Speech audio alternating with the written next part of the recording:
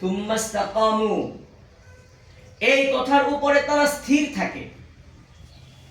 কি থাকে? স্থির থাকে। এক সেকেন্ডের জন্য মন থেকে দূর হয় না আমার আল্লাহ আমাকে কোনো কিছু করতে পারে না, এই ভাবনা।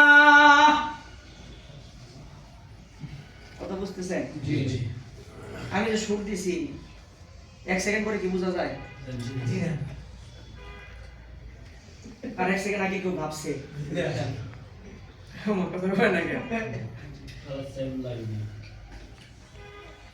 এত পাম না, কারণ এটা ট্রেনের চাকা।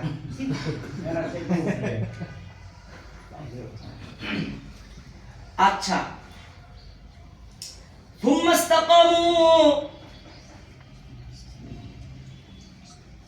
ইস্তিকামতের সাথে বলতে পারে শুধু রব্বুল আল্লাহ, আমার আল্লাহ আমার জন্য যথেষ্ট, এটা বললেই হবে না।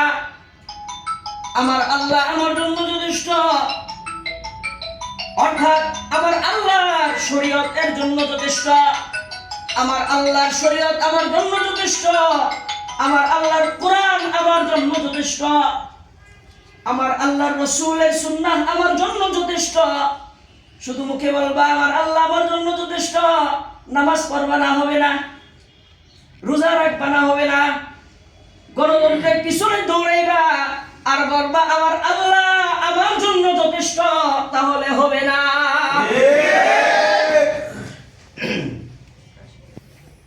ইসতাকামু, সুম্মা ইসতাকামুর ব্যাখ্যা বুঝছেন? স্থির থাকা, নড়চড় না করা। স্থির মানে কেমন স্থির? কেমন স্থির? এমন স্থির এক সেকেন্ডের জন্য আমলহীন কোন মুমিন থাকতে পারে না।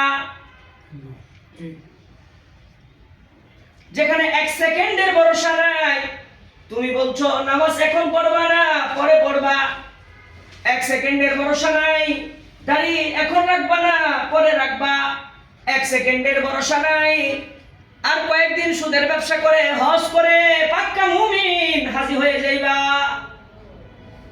কথা কয় না? এটার নাম হলো ইস্তিকামাত। রব্বুনাল্লাহু সুম্মা ইসতাকামু, যারা এইভাবে সদা সর্বদা সব সময় সব জায়গায় সর্বক্ষেত্রে কোরআন সুন্নাহ মোতাবেক নিজেদের জীবন পরিচালনা করতে পারে, তারাই কেবল বুক ফুলিয়ে বলতে পারে রব্বুনাল্লাহ।